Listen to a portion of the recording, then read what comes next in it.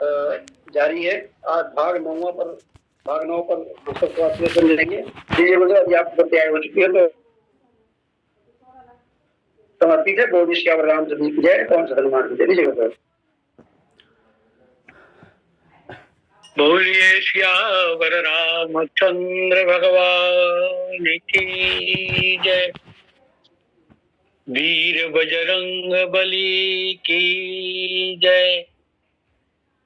भूत भावन भगवान की जय। श्री गोस्वामी जी महाराज की जय।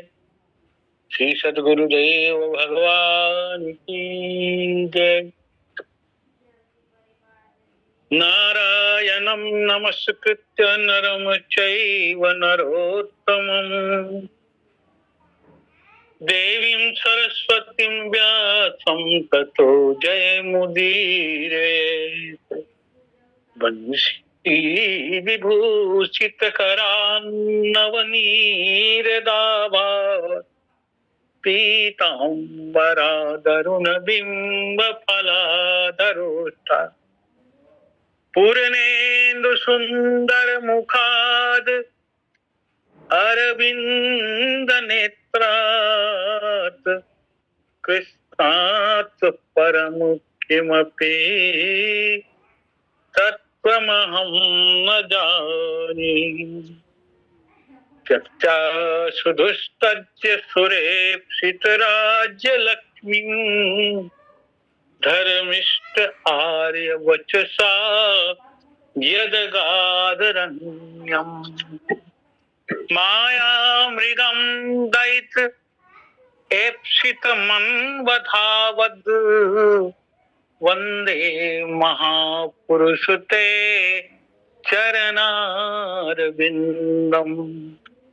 कौसलेन्द्र पद कंज मंजुलौ कोमलावज महेश बंदितौ जानकी कर सरोज लालितौ चिंतकस्य मन भृंग संगिनौ। जासु बाहुबल गर्वित राम सहित परिवार निस दिन मम रक्षा करत जय श्री पवन कुमार। ये हनुमित न कर दो मन मानस में रस राम का भर दो। राम कथा प्रति पास बसे सिया राम का रूप ही धर दो। लेखनी तुलसी की मसी और अक्षर शंकर मानस की पूज प्रेम की मूर्त भाव भरत आशीष सिया कर पंकज की। पूज प्रेम की मूर्त भाव भरत आशीष सिया कर पंकज के। बोलो भक्तवत्सल भगवान की जय। इस लिंक से जुड़े हुए समस्त महापुरुषों को हमारे सागर दास मानिकपुरी जी दिख रहे हैं, हर्षवर्धन जी दिख रहे हैं, कोंबरे जी दिख रहे हैं, नाम दिख रहा है इनका, देवेंद्र पटेल जी हैं, सुनीता मैडम जी हैं, आप सबको और इस मंच के संचालक आदरणीय नूतन हिरवानी जी को आप सबको अत्यंत श्रद्धा प्रीतिपूर्वक अपना प्रणाम निवेदन करता हूं। और आइए जो प्रसंग चल रहा है उसी को आगे बढ़ाएं। काम क्रोध मद मान मोहा लोभ न क्षोभन राग न द्रोहा जिनके कपट दंभ नहीं माया तिनके हृदय बसहु रघुराया। इसके पहले काम की चर्चा हुई थी। काम भी राम से अलग नहीं है। भगवान गीता में तो कहते हैं काम मैं ही। और जो काम अलग हो गया था उस काम को प्यूरिफाई करके भगवान शंकर ने कृष्ण से मिला ही दिया था। चलिए आज क्रोध की बात करें। काम के पश्चात महर्षि ने क्रोध का नाम लिया। वैसे व्यवहारिक जगत में क्रोध को हम लोग बहुत बड़ी बुराई के रूप में नहीं देखते, पर रामायण तथा गीता में क्रोध को काम और लोभ के समकक्ष माना गया है। रामायण में ही कहा गया है, तात तीन अति प्रबल खल, काम क्रोध अरु लोभ, मुनि विज्ञान धाम मन, करहि निमिष मह क्षोभ।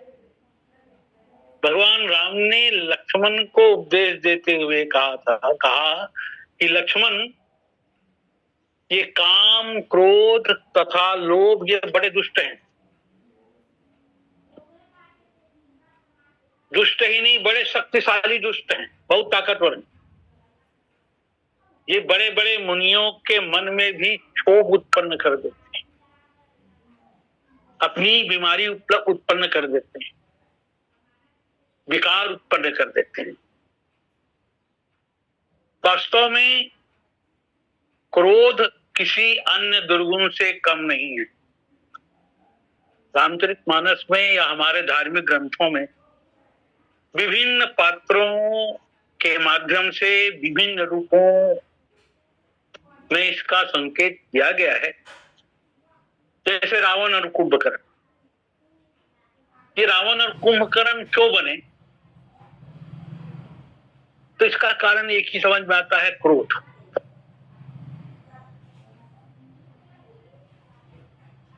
देखो, एक प्रश्न बहुत शाश्वत है, व्यक्ति अच्छा है कि बुरा है?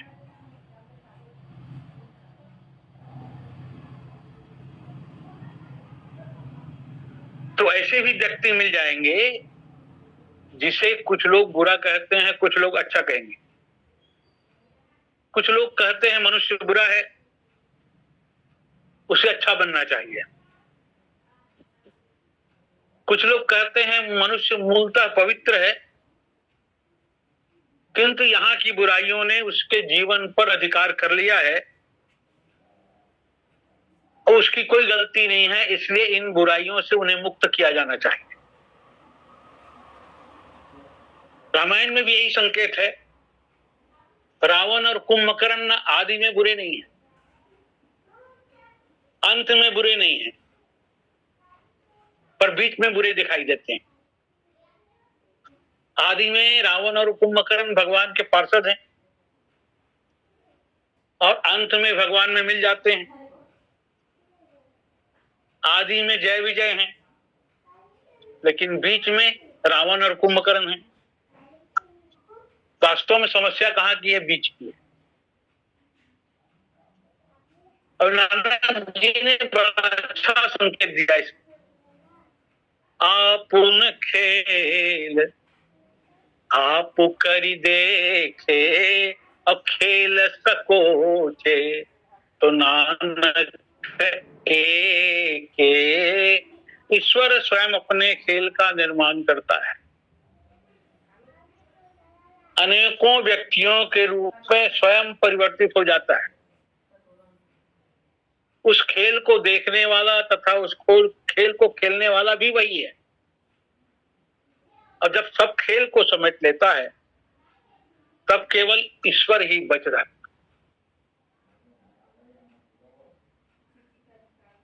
पर बीच वाली समस्या कैसे बनती है? क्रोध का अंतरंग अर्थ क्या है? बीच वाली समस्या सबके जीवन में आती है। वो क्यों आती है? तो क्रोध का कारण बताया। क्रोध की द्वैत बुद्धि बिनु, द्वैत की बिनु अज्ञान, माया बस परिच्छिन्न जड़, जीव की ईश समान। क्रोध के मूल में द्वैत बुद्धि है। बिना द्वैत के क्रोध हो ही नहीं सकता। अद्वैत में क्रोध किससे करेगा? क्रोध करने के लिए एक पात्र तो चाहिए। जय और विजय भगवान के द्वारपाल हैं। तो गहराई से विचार करेंगे तो हम लोग भी द्वारपाल ही हैं। ये जय और विजय वहां कुंठाग्रस्त हो गए। कहां? बैकुंठ में। जहां किसी को कुंठाग्रस्त नहीं होना चाहिए वहां कुंठाग्रस्त हो जाता। और द्वार पर खड़े हुए व्यक्ति को बहुत सावधान रहने की जरूरत है। इसलिए हम लोग भी द्वारपाल हैं, ये कहा जा सकता है। एक पग बढ़ा दिया ईश्वर की ओर तो अंदर हो गए, एक पग पीछे हट गए तो बाहर। एक पग का सवाल है। इस एक पग का महत्व है। किसी ने कहा आगे सीढ़ी साकरी, आगे सीढ़ी साकरी पाछे चकनाचूर, और पर्दा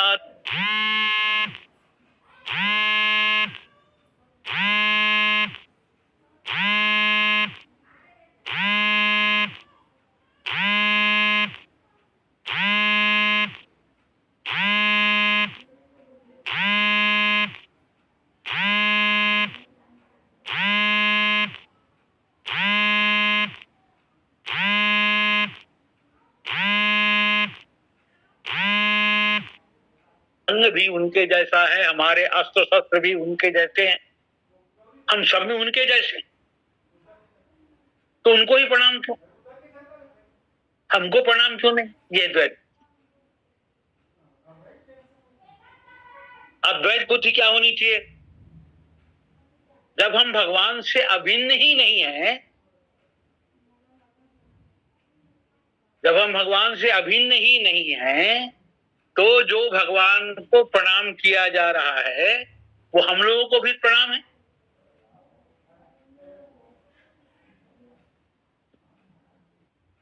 पर उनके मन में वो ईर्ष्या उत्पन्न हो गई। और सीधा ईर्ष्या किसके प्रति? बोले भगवान के प्रति। हम प्रणाम में क्यों नहीं है? वो क्यों प्रणम्य है? अद्वैत में द्वैत उत्पन्न हो गया, क्योंकि अद्वैत में ईर्षा करने का, कुंठा पालने का या कुंठा उत्पन्न होने का तो प्रश्न ही पैदा नहीं। गोस्वामी जी यही कहते हैं, उमा जी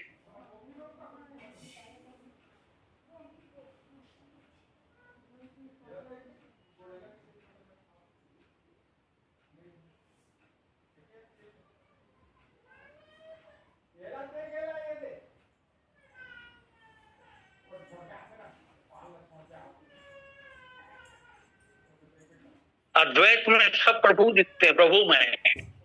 किससे विरोध करेंगे? देखो महाभारत में एक बढ़िया संकेत आता है। युधिष्ठिर जी ने राजसु यज्ञ किया, और राजसु यज्ञ का नियम है उपस्थित लोगों में जो सर्वश्रेष्ठ हो उसकी प्रथम पूजा जजमान के द्वारा किया जाता है। तो वहां पर एक प्रश्न आया, वहां तो जितने राजा थे, ऋषि मुनि थे, जितने श्रेष्ठ जन थे, जितने सज्जन पुरुष थे, जितने महापुरुष थे उस काल के, वो सब वहां उपस्थित थे। अब प्रश्न आया किसकी पूजा किया जाए? तो भीष्म पितामह ने कहा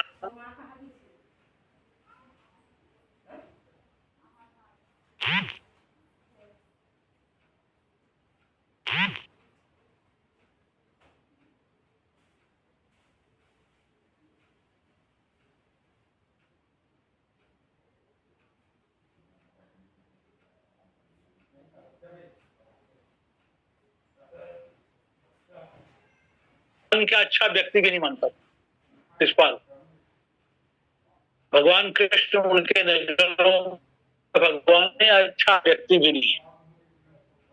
उन्होंने कृष्ण से कहा, अरे मूर्ख, यहाँ भीष्म जैसे वयोवृद्ध मौजूद हैं, व्यास जैसे संत मौजूद हैं, वहां प्रथम पूजा तो इनकी होनी चाहिए,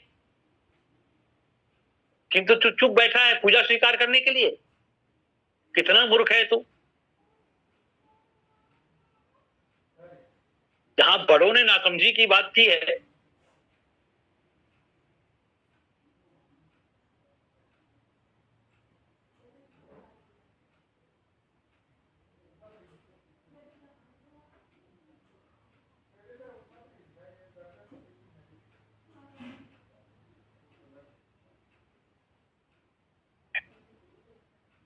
अमर्यादित भाषा का प्रयोग किया। भगवान कृष्ण मौन होकर सुन रहे हैं। जैसे ही 101वां आक्षेप भगवान को लगाया, भगवान ने चक्र से उसका सिर काट दिया। देखो, सामान्य दृष्टिकोण से देखेंगे तो शिशुपाल का तर्क ठीक था। वो ये कहना चाहते थे, भले ही लोग आपको सम्मान देना चाह रहे हो, पर आप अपनी ओर से तो कहिए मैं इस सम्मान का अधिकारी नहीं हूं। ऐसा कहने के बजाय भगवान को गाली देना शुरू कर दिया। भगवान ने चक्र से उसका सिर काट दिया।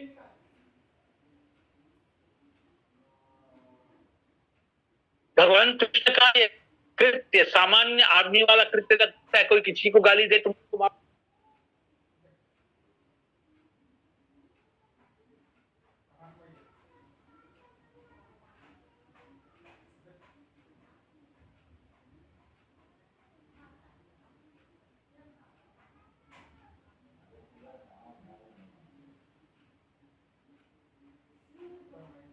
से जो तेज निकला वो भगवान में जाकर समा गया। उसके पश्चात युधिष्ठिर ने भगवान श्री कृष्ण की पूजा की। इसका अर्थ क्या है? वास्तव में भगवान श्री कृष्ण ने पूजा का विरोध नहीं किया। क्यों नहीं किया? क्योंकि भगवान को ज्ञात है कि सर्वरूप मैं ही हूं और मेरी पूजा यानी सबकी पूजा, समष्टि की पूजा, पूरे सृष्टि की पूजा हो गई। बहुत ध्यान देने योग्य बात। हम कृष्ण राम की पूजा करते समझते इनकी पूजा कर रहे हैं।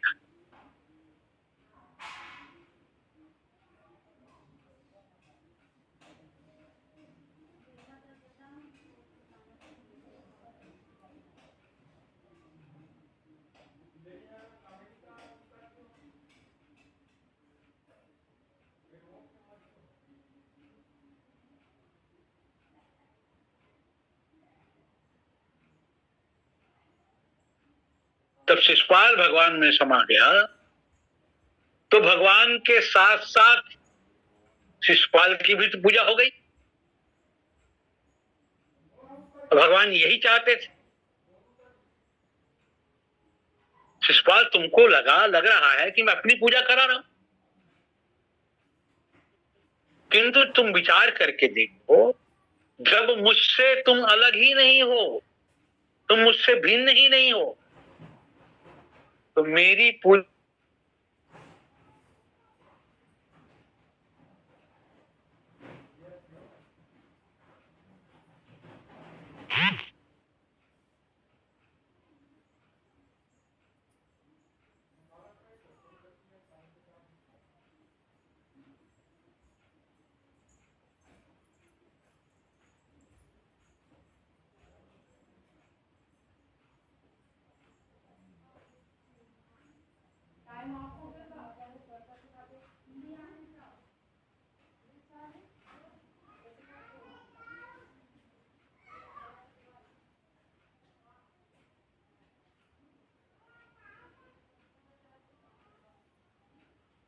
एक दिन ये भगवान के दर्शन के लिए पधारे वैकुंठ। उन्होंने द्वारपालों से पूछने की आवश्यकता नहीं समझी, सीधे सीधे घुस गए। और उनका ना पूछना उचित है, अनुचित नहीं है। क्योंकि संसार के लोग द्वारपाल इसलिए रखते हैं या सुरक्षा गार्ड इसलिए रखते हैं कि चोर डाकुओं को, अवांछित व्यक्तियों को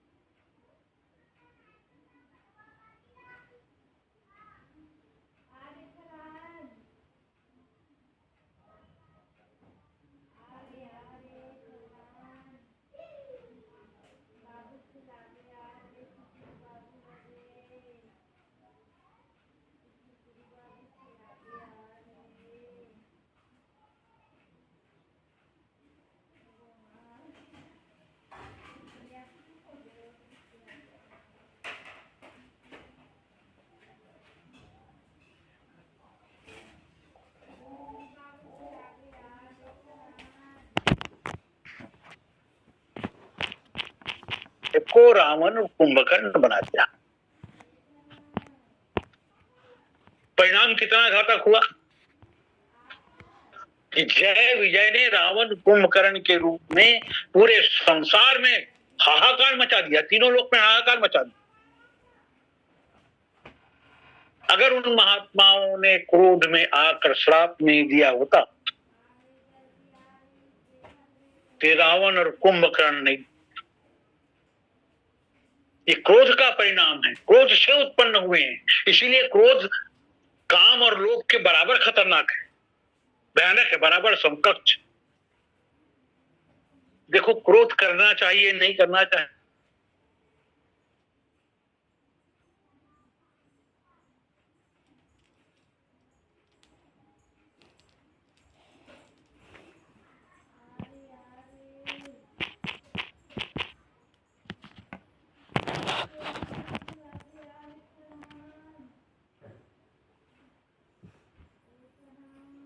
अहितकर है।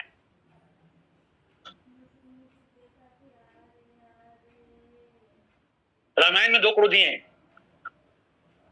जो भगवान राम के संपर्क में आते हैं। एक तो उसका छोटा भाई है लखन, और एक है परशुराम। दोनों क्रोधी, पर परशुराम जी का क्रोध क्या है?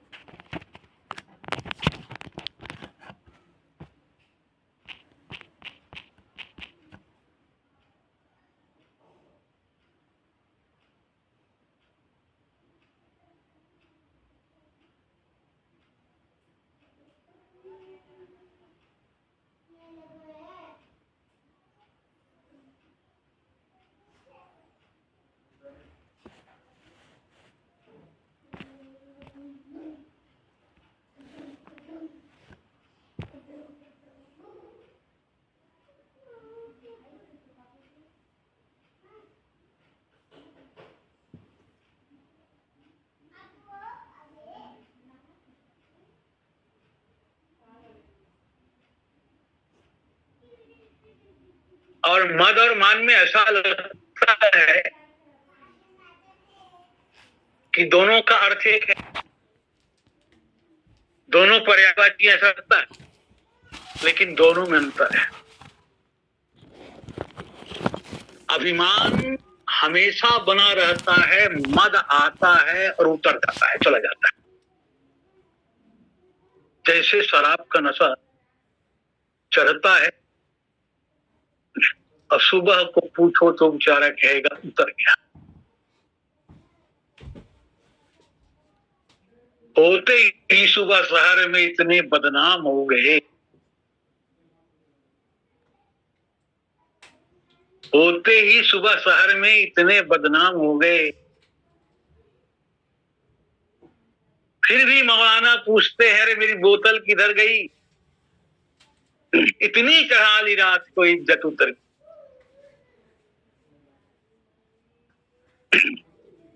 वैसे मत कई कई प्रकार का होता है।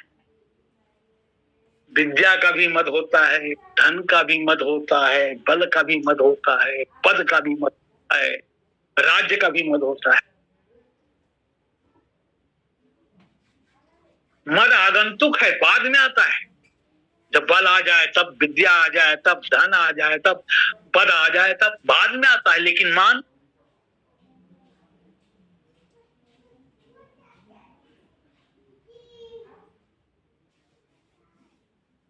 स्वाभाविक रूप से जीव में रहता है।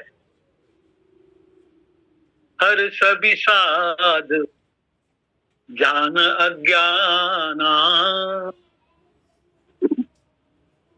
ये स्वाभाविक रूप से अभिमान।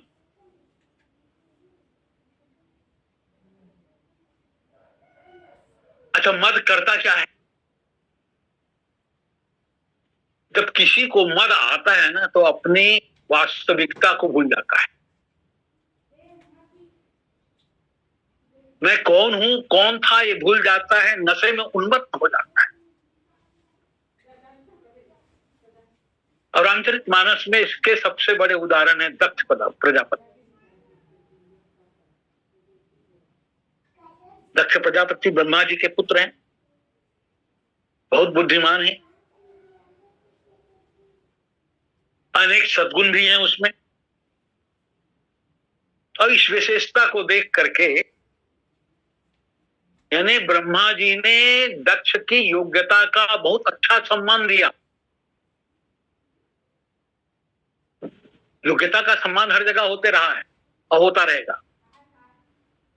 देखा देखा विधि विचार सब लायक, और दक्ष ही किन प्रजापति नायक।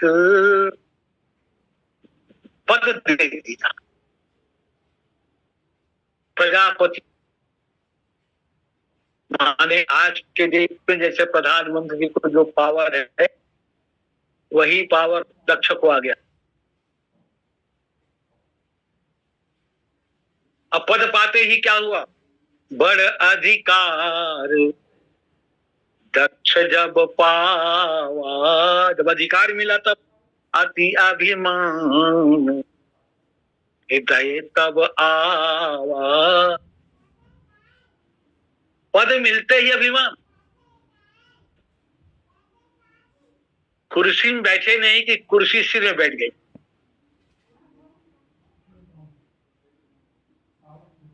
कुर्सी में बैठने वालों को अभिमान आ गया, माने कुर्सी उनके सिर में बैठ गई। गोस्वामी तुलसीदास जी तो यहां तक दावा करते हैं, नहीं को अस जन्मा जगवाही, अप्रभुता पाई जाहि मद नाही। वास्तव में पद का मत, प्रभुता का मत, सत्ता का मत सबसे कठिन है। और इस मद से मुक्त हो जाना या मुक्त होना बहुत कठिन है। जैसे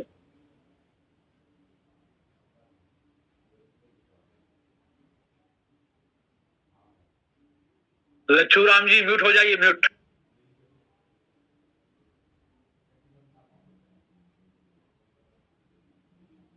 पद के अभिमान से मुक्त होना बहुत मुश्किल है।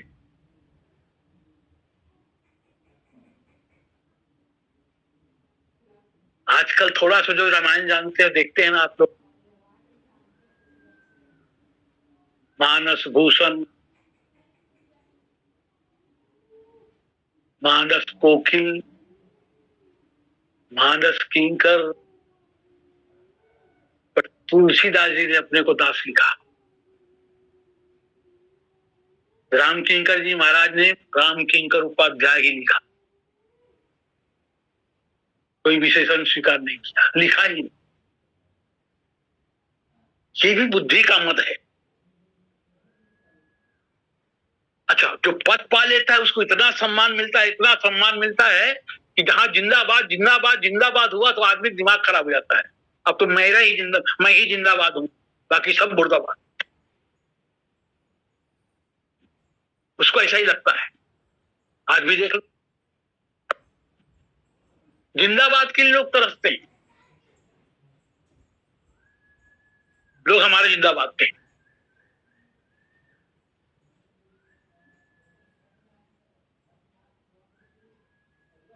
एक दिन ब्रह्मा जी की सभा में उनका अभिनंदन का कार्यक्रम रखा गया। दक्ष के अभिनंदन हुआ, यहीं से दक्ष का अभिमान भरा दुर्भाग्य प्रारंभ हो गया। बड़ा बुद्धिमान है, बड़ा चतुर है, और एक चीज और देख लो, चतुर व्यक्ति की आंखें बड़ी पैनी होती है। वो क्षण भर में से आंखों घुमा सब देख लेता है। दक्ष ने ये नहीं देखा कि मेरे सम्मान में कितने लोग खड़े हुए, चारों ओर आंख फाड़ फाड़ कर देखने लगा कि कहीं कोई बैठा तो नहीं है। उन्हें बैठा दिख गया भगवान शंकर। और भगवान शंकर कौन है? तो बोले उनके जमाता है। उनको इतने लोग खड़े हुए इसका आनंद लेना था, पर एक व्यक्ति खड़ा नहीं हुआ। इतना आनंद किसी काम का नहीं है, दुख पाल लिया। भगवान शंकर है समष्टि के अहंकार, दक्ष है व्यष्टि के अहंकार, शिव जी हैं साक्षात महाकाल। और जितने पद हैं दुनिया में एक निर्धारित अवधि के लिए हैं।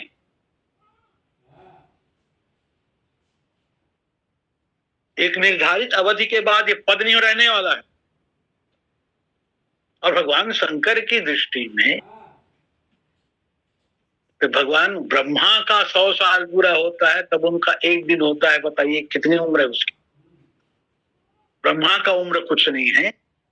तब वहां भगवान शंकर के सामने दक्ष की क्या गिनती है? कितने दक्ष आए होंगे, कितने दक्ष गए होंगे? दक्ष प्रजापति खड़े बोले मैं प्रजापति, ये मेरा दामाद, मैं इसको अपनी कन्या दिया और कन्या देकर मैंने इसके महत्व को बढ़ाया और इसने आज मेरी अवहेलना कर दी, मेरा अपमान कर दिया। दक्ष को क्रोध आ गया, भगवान शंकर को अनाप शनाप बोलने लगा। पर भगवान शंकर चुप बैठे हैं, मौन बैठे हैं, मुस्कुरा रहे हैं। कहा शंकर ने आज समाज की मर्यादा का हनन कर दिया है।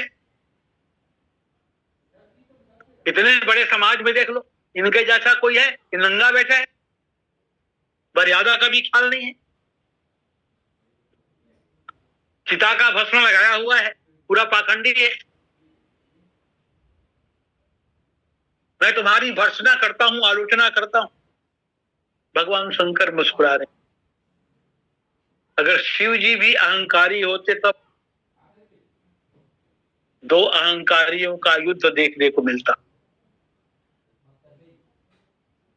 शंकर जी कुछ नहीं बोले, लेकिन गणों ने कुछ बोला। देखो, प्रत्येक व्यक्ति के जीवन में दुख आता है, सुख आता है तो दुख भी आता है। और कभी कभी व्यक्ति अपने लिए स्वयं दुख बनाता है। जीवन में स्वाभाविक दुख आए तब तो बाध्यता है, हमें उस दुख को भोगना पड़ेगा। लेकिन जब दुख हम स्वयं खरीदते हैं, अपने ऐसा कर्म जानबूझकर ऐसा कर्म करते हैं कि हमें दुख मिले, दुख की रचना हम स्वयं करते हैं, ये तो मूर्खता है। दक्ष ने भगवान शंकर से बदला लेने के लिए एक विशाल यज्ञ किया, जिसमें संपूर्ण देवताओं को निमंत्रण दिया, ऋषियों को निमंत्रण दिया, मुनियों को निमंत्रण दिया। पर गोस्वामी जी कहते हैं 3 को छोड़कर। रामचरितमानस में विष्णु बिरंची महेश बिहाई 3 नहीं है। शंकर जी को निमंत्रण नहीं दिया, इसका मतलब ब्रह्मा जी को भी नहीं दिया, विष्णु जी को भी नहीं दिया। विष्णु बिरंची महेश बिहाई और चले सकल सुर जान बनाई। मानो ये दक्ष भगवान शंकर को दिखाना चाहते थे, तेरी औकात क्या है देख ले।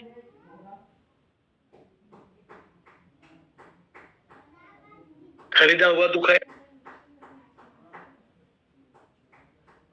कैलाश में भगवान सती के साथ बैठे थे, आकाश मार्ग से देवता जा रहे थे वित्त विमानों में। एक बात समझ लो, जो पद वाले व्यक्ति होते हैं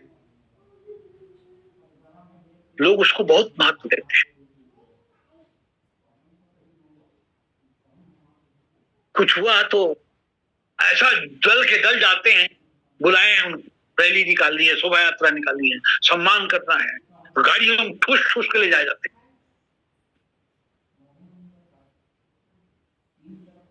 बस ये दक्ष के यहाँ यही हो रहा है। ये व्यक्ति का महत्व नहीं है, पद का महत्व है। पद जब जाता है तब कुत्ता भी उस दरवाजे में नहीं बैठता। देवताओं को ससुर दामाद का विरोध ज्ञात था, उन्हें मालूम है निमंत्रण नहीं दिया गया है। आकाश मार्ग के भीड़ को सती ने देखा तो पूछा, महाराज ये भीड़ कहाँ जा रही? देवताओं की भीड़ है।